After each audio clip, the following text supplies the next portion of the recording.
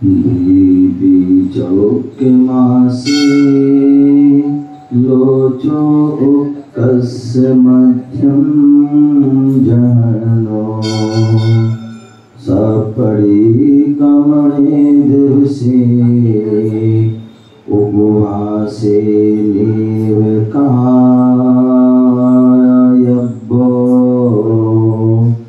नमो हरिहंताणं नमो सिद्धाणं नमो आयर्याणं नमो वज्रायाणं नमो रोये सब्बसाहुरम्। बोले अनंतानंद सिद्ध परमेष्ठी भगवान की, आदि प्रभु आदि ब्रह्मा आदिनाथ भगवान की, चिंतामणि पारसनाथ भगवान की, शासन नायक भगवान महावीर स्वामी की, परम पूज्य आचार्य भगवान कुंद कुंद विराज की, परम पूज्य आचार्य भगवान विराक्षर जी महाविराज की, अहिंसामय विश्व धर्म की, तीर्थराज संवेद शिखर की,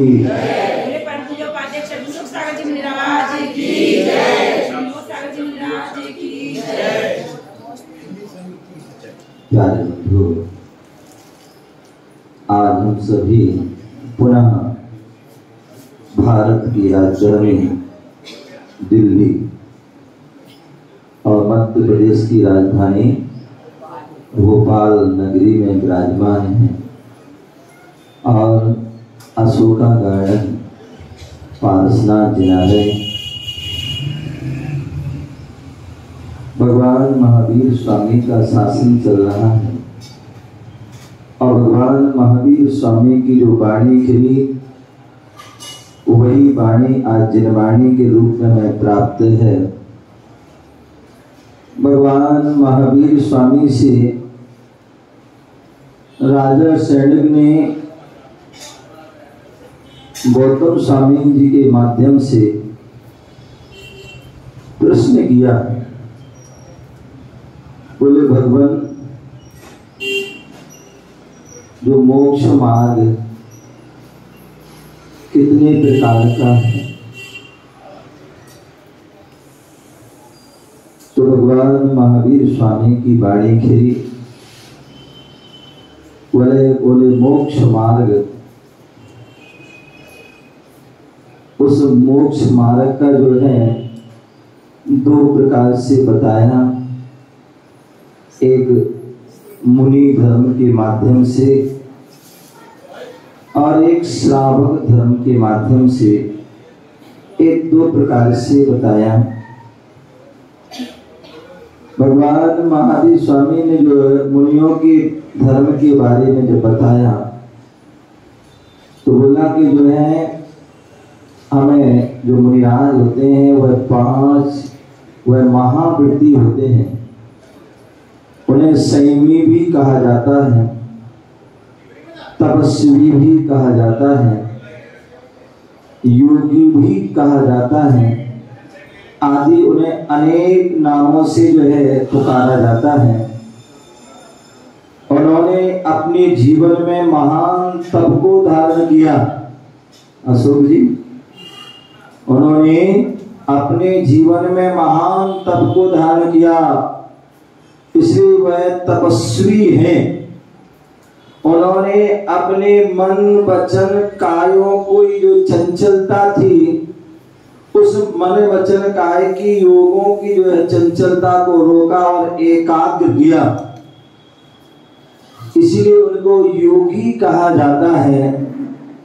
और उन्होंने जो है जीवन में जो अनादि काल से व्यक्ति असंयम में जीवन जीता है, अव्रत अवस्था में जीवन को जीता है, और उन्होंने जो है उस चतुर्गति भ्रमण से 84 लाख योनि से बचने के लिए उन्होंने उस महान संयम को धारण किया, जो प्राणी संयम और इंद्रिय संयम की अपेक्षा से मुख्य रूप से दो प्रकार का है। और उसके उत्तर हम भेद कर देते हैं तो 6 प्रकार का जो है प्राणी संयम है और 6 प्रकार का जो है इंद्रिय आदि संयम है। 5 स्थावर और 1 त्रस, इन षटकाय की जीवों की रक्षा करना ये प्राणी संयम है। और 5 इंद्रियों और मन को जो है वश में करना ये इंद्रिय संयम है। ऐसे जो दोनों प्रकार के जो संयम के धारी हैं, ऐसे वह संयमी, सकल संयमी जिनको कहा जाता है, जिन्हें महाव्रती, महान व्रतों को जो है अहिंसा, सत्य, अचौर, ब्रह्मचर्य और अपरिग्रह जैसे महान व्रतों को उन्होंने जीवन पर्यंत के लिए जो है धारण किया है। 5 जो महापाप हैं जो हमारी आत्मा का पतन करते हैं, ऐसे उन 5 पापों का जो है मन से, वचन से, काय से, कृत कार्य, अनुमोदना, 9 कोटि से उनका उन्होंने त्याग किया है। ऐसी जो है वह महाव्रती मुनिराज, महासंयमी, महातपस्वी, महायोगी मुनिराज हैं।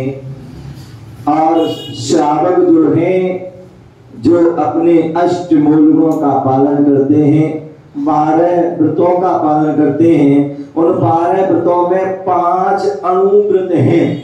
छोटे रूप में उन व्रतों का पालन करते हैं, स्थूल रूप से जो है पापों का त्याग करते हैं, लेकिन सूक्ष्म रूप से वह पापों का त्याग नहीं कर पाते हैं, क्योंकि ग्रस्त हैं और श्रावक हैं और ग्रस्त में रह करके अनेक प्रकार के कर्म करने पड़ते हैं, जिससे वह सूक्ष्म पापों का वह त्याग नहीं कर सकते हैं। लेकिन महाव्रती मुनिराज संयमी जो है, सकल संयमी, वह पूर्ण रूप से स्थूल और सूक्ष्म दोनों प्रकार के पापों का त्याग करते हैं और महान व्रतों का पालन करते हैं।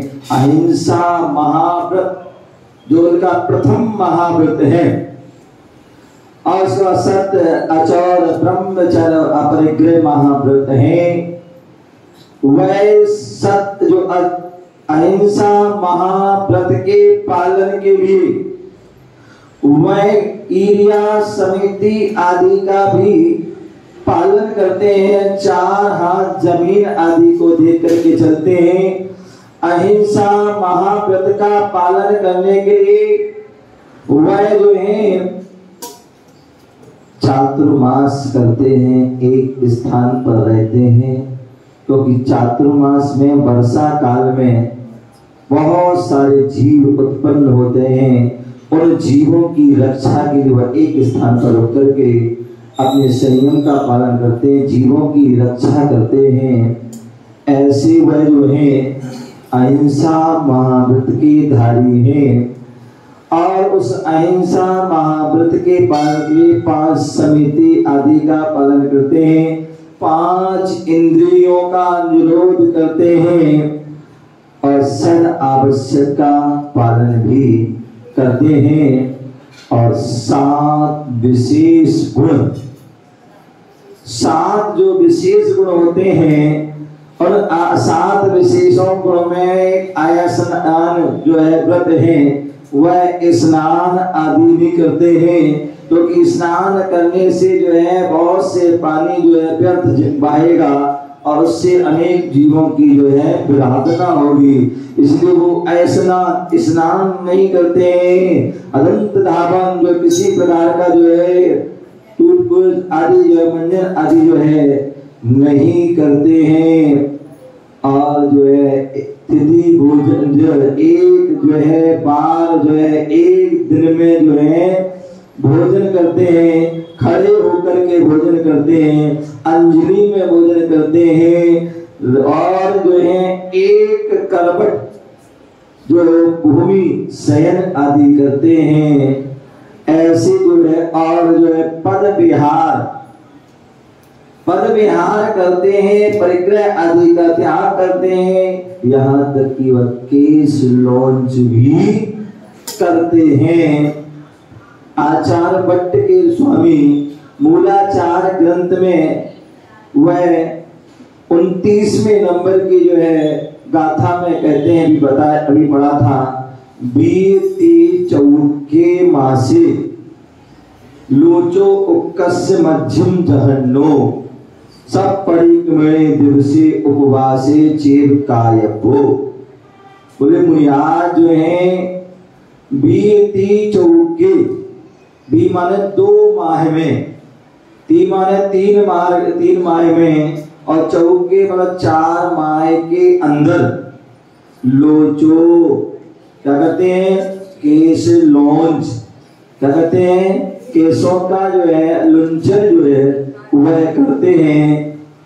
ऐसा जो 2 माह में करते हैं वो उत्कृष्ट होता है। क्या होता है, जो 2 माह में केश लॉन्च करते हैं वो उत्कृष्ट केश लॉन्च है, और तो 3 माह में करते हैं वो मध्यम है, और जो 4 माह के अंदर करते हैं वो जघन्य है। 4 माह के 1 दिन भी वह फालतू नहीं करते हैं, 1 दिन भी अधिक हो जाता है तो वह उपवास करते हैं, और जितने दिन फालतू होंगे अधिक होंगे उतने ही वह उपवास करते हैं।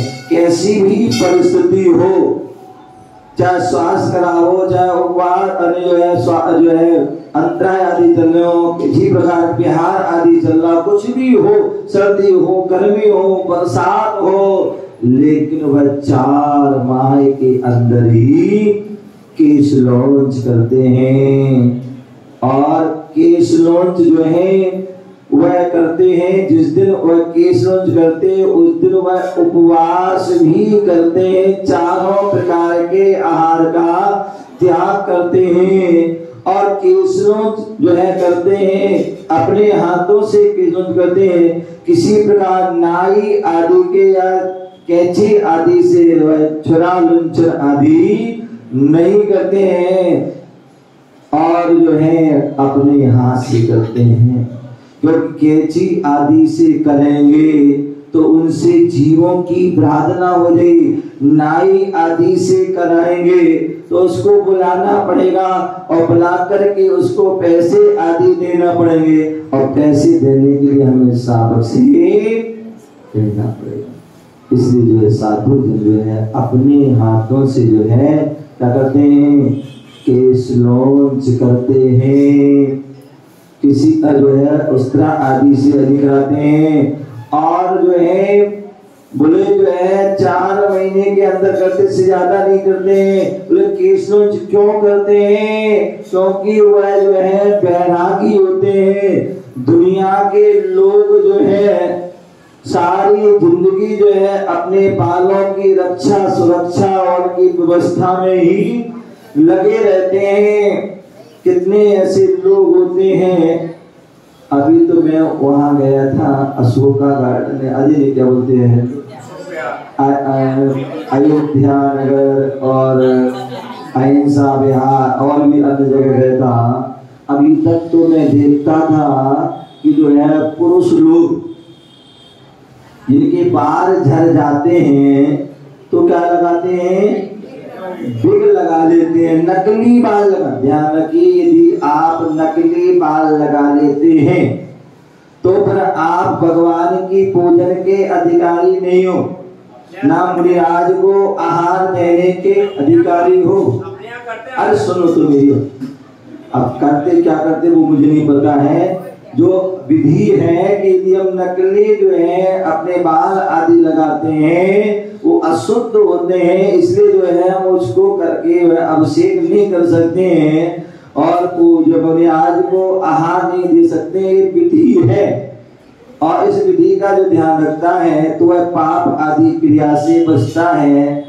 ठीक है ना, तो इस बात का ध्यान रखना। तो विग लगा लेते हैं, यहाँ तक कि अब तो मैंने देखा कि जो है महिलाएं भी, क्या महिलाएं भी, अभी तक तो वो चोटी तो लगाती थी अलग से, लेकिन अब तो विग भी लगाने लगी है, क्योंकि उन्हें लगता है कि बालों से हमारी क्या होती है, शोभा होती है, बालों से हम सुंदर लगते हैं। और जैन धर्म कहता है क्या, बाल रहे तो भी सुंदर हैं साधुजन, और बाल नहीं रहते हैं तो भी जो है सुंदर लगते हैं। बाल रहते हैं तो लगता है कि जो है बड़े बुजुर्ग मुनिराज हैं, और बाल चले जाते हैं तो ऐसा लगता है कि जो नए मुनिराज हैं, युवा मुनिराज हैं। लेकिन वह दोनों ही परिस्थिति में किसी प्रकार से वह राग नहीं करते हैं। और आप राग करते हैं, इसलिए जो है दिन रात जो है अनेक प्रकार की साबुन, अनेक प्रकार के सोडा और जो है शैम्पू आदि को लगाते हैं जिससे कि बाल सही रहे। लेकिन मुनिराज शैम्पू, साबुन, सोडा आदि नहीं लगाते हैं, और यहाँ तक कि स्नान भी नहीं करते हैं। और जो है इसलिए जो है उसमें जो बाल बड़े होने पर उनमें जीवों की उत्पत्ति हो सकती है। और यही कारण है कि आचार्य भगवान कहते हैं कि हम अधिक से अधिक 4 महीने के अंदर क्या करें, जीव उत्पत्ति हो उसके पूर्व हमें जो है केशों का लुंचन कर लो, अर्थात बाल बड़े होने पर जीव उत्पन्न हो जाएंगे। उठने बैठने, सोने जागने, खुजाने आदि में जो है क्या होगा, हाथ आदि लगने पर जो है जीवों की विराधना हो सकती है। इसलिए वह 4 महीने के अंदर वह केशवंश करते हैं। उसका उद्देश्य जीवों की रक्षा है। जहाँ यदि एक श्रावक, कोई ग्रस्त व्यक्ति का कोई बाल पकड़ लिया जाए, का 2 बाल खींच लिया जाए, तो वह लड़ने झगड़ने को तैयार हो जाता है कि तुमने हमारे बाल कैसे खींचे हैं। छोटे बच्चे होते हैं। अभी आया, मैं शुद्धि करके आ रहा था तो मैंने एक बच्चे को पीछे लगा, बोले हमारे बाल खराब कर दिए, रोने लगा। तो एक छोटा सा बालक, उसको भी जो बालों से रहता, दिन रात जो है बड़े बुजुर्ग लोग भी कंघी रखते हैं। क्या रखते हैं, बाल हो या ना हो, लेकिन वो क्या करते हैं, वो कंघी रखते हैं। क्या कंघी रखते हैं, और जो है वो क्या करते हैं, उसको राग वो करते रहते हैं। बाल, कई बार किसी के बाल यदि झड़ते हैं तो व्यक्ति जो है साबुन लगाना बंद कर देते हैं, नहाना बंद कर, क्योंकि बाल ना झड़े, क्योंकि बहुत सारे लोगों के बाल नहाते समय झड़ते हैं। अनेक प्रकार की दवाइयां, अनेक प्रकार के तेल, जेल आदि कितनी वस्तुओं को जो है यूज करते हैं जिससे कि बाल वह सुरक्षित रहते हैं, बाल सुरक्षित रहे। लेकिन मुनिराज जो है ऐसी उन बालों को एक एक करके जो है घास फूस की तरह जो है अलग कर देते हैं। यहाँ तुम्हारे जो है बाल, अनिल भाई, बाल यदि सफेद हो जाते हैं तो क्या करते हैं, हम काले कर लेते हैं, मेहंदी लगा लेते हैं, कोई काले, कोई लाल, कोई हरे, पता नहीं आजकल तो रंग बिरंगे जो है बाल कर लेते हैं, क्योंकि सफेद बाल।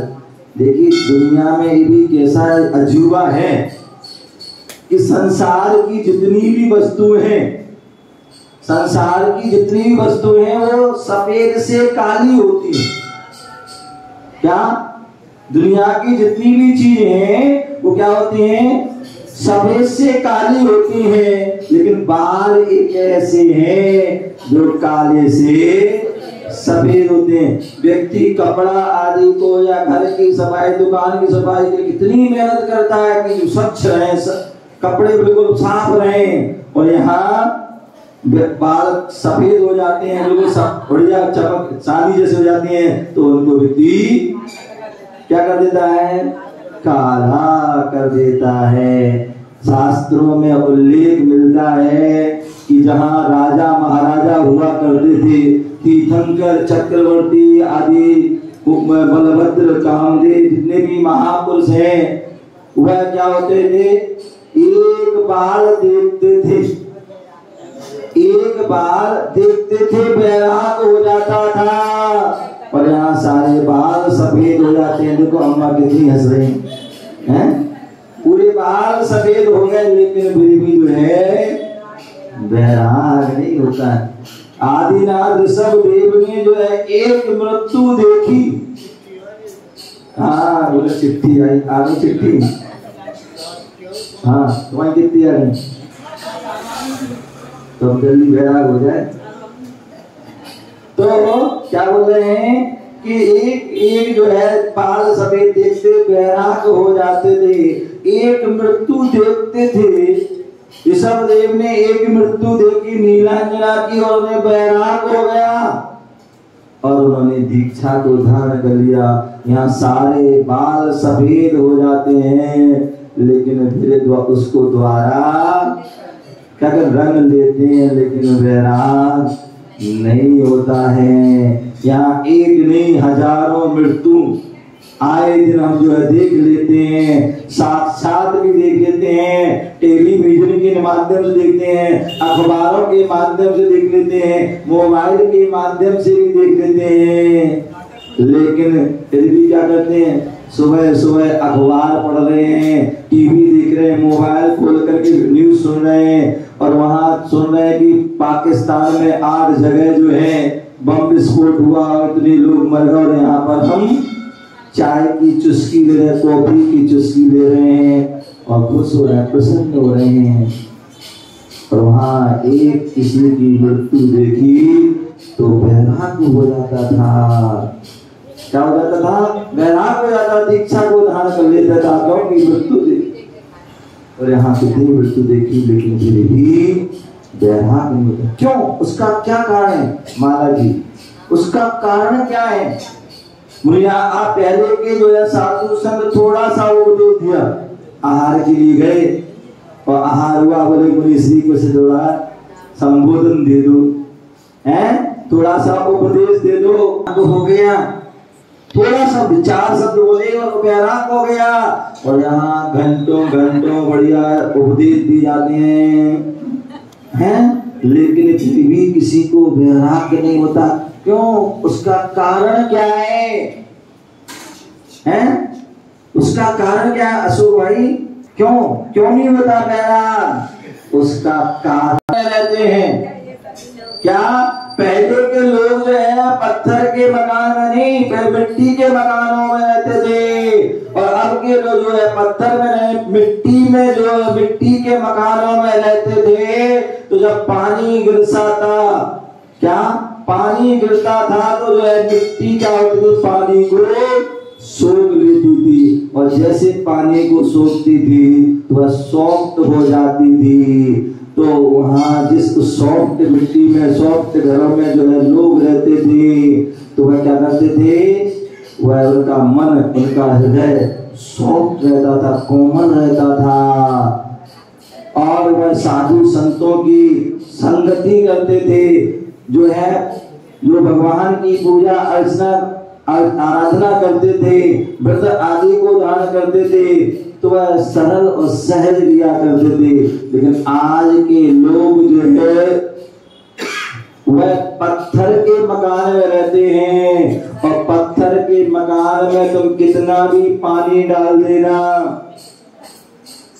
क्या कितना भी पानी डालोगे तो क्या होगा, हजारों वर्षों तक तो पत्थर को पानी में डाले रखना, जब भी उसको निकालोगे तो कैसा रहेगा, सूखा का सूखा रहता है।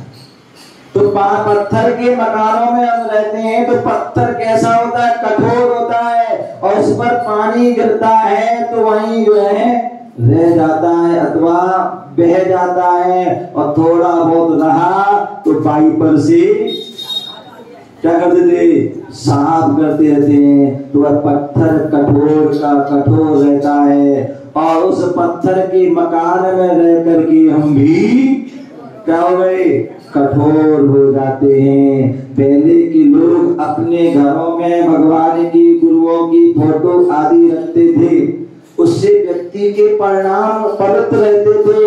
लेकिन आज जो है वह पत्थरों के मकान में रहते हैं तो उनके हृदय पत्थर हो गए हैं और उन पत्थरों के मकान में जो है फोटो किसकी रहते हैं, बोले गुरुओं की फोटो के लिए जगह नहीं है, बोले भगवान की फोटो के लिए जगह नहीं है।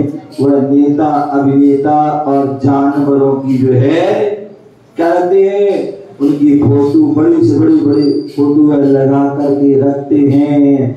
तो पत्थरों के मकान में रह करके उनके हृदय पत्थर हो गए और जो है जानवरों की जो है फोटो लगाए, जानवरों की संगत देगी। तो व्यक्ति अपने बच्चों को पाले या ना रखे, अपने माँ बाप को रखे या ना रखे, लेकिन कुत्ता आदि जानवरों को रखते हैं। तो इसलिए कुत्ता जो है जानवरों की संगति करने से उनका आचरण भी जानवर जैसा हो गया। पहले के पत्थर के मकानों में, मट्टी के मकानों में रहते थे। मान लीजिए पैर भी फिसल गया, क्या पैर भी फिसल जाता था, गिर भी जाता ठोकर के, तो उसको चोट नहीं लगती थी, तुरंत वह क्या खड़ा हो जाता था। लेकिन आज जो है पत्थर के मकानों में, कमरे में, बाथरूम में, किचन में आदि पैर फिसल गया तो फिर उसका मुश्किल हो गया। फिर 2-3 महीने के लिए क्या कर लेता है, वह पलंग पकड़ लेता, क्योंकि उसको जो है जैसी पत्थर पे गिरता है तो 2-3 जगह से उसको क्या हो जाता है, फ्रैक्चर हो जाता है। क्या हो जाता है, फ्रैक्चर हो जाता है। फिर वो लंबा रेस्ट करता है, क्योंकि वह पत्थर के मकान है, मिट्टी के मकान में ऐसा कुछ नहीं होता। यही कारण है कि कितना भी आज हम उपदेश सुनते हैं, कितनी भी साधुओं की संगति करते हैं, कितनी भी जो है पूजा पाठ साध्य आदि कर लेते हैं, लेकिन फिर भी हमारा जीवन बदलता नहीं है। लेकिन वह संत जन है, ज्ञानी जन है, वह अपने जीवन में परम वैराग को जो है धारण करते हैं, परम अवस्था को धारण करते हैं, परम जो है तपस्या व्रतों को, महाव्रतों को पालन करते हैं और वह मोक्ष मार्ग पर चल करके जो है वह क्या करते हैं, उत्तम साधना करके, उत्तम तपस्या करके, उत्तम संयम का पालन करके, उत्तम काल में, उत्तम क्षेत्र में जो है क्या कर लेते हैं, कर्मों को क्षय करके मोक्ष को प्राप्त कर लेते हैं। और जो श्रावक जो है वह अपनी जो है षड कर्तव्य का पालन करके, अनुव्रत आदि का पालन करके वह क्या करते हैं, वह स्वर्ग आदि को प्राप्त होते हैं और वहां से मनुष्य पर्याय को धारण करके और उत्तम काल आदि को पा करके मोक्ष अवस्था को प्राप्त करते हैं। तो मोक्ष को प्राप्त करने के लिए ऐसी वह उत्कृष्ट साधना संत जन, साधु जन पहले भी करते थे। जो मूल गुण मुनिराजों के चतुर्थ काल में थे, वो ही मूल गुण आज पंचम काल में उसका वह पालन करते हैं। जैसे वहां पर भी केशवंश करते थे तो यहाँ पर भी अब भी केशवंश करते थे। उस समय भी नग्न रहते थे तो आज भी नग्न रहते हैं। उस समय भी पैदल विहार करते थे तो आज भी पैदल विहार करते हैं। उस समय भी खड़े होकर भोजन करते थे तो आज भी वह खड़े होकर भोजन करते हैं। उस समय भी एक बार अंजलि में भोजन करते थे तो आज भी वह अंजलि में और एक बार भोजन करते हैं। ये उनकी जो चर्या होती है, ये उनकी साधना होती है, ये उनकी तपस्या होती है जो अनादि काल से चल रही है और अनंत काल तक यही साधना चलती रहेगी। साधु जो अपने जीवन में उपसर्गों को सहन करते हैं, क्या 4 प्रकार के जो उपसर्ग हैं, मनुष्यकृत, त्र्यंचकृत, देवकृत और अचेतनकृत, इन उपसर्गों को समय समय पर सहन करते हैं और अपनी साधना में कठोर रहते हैं।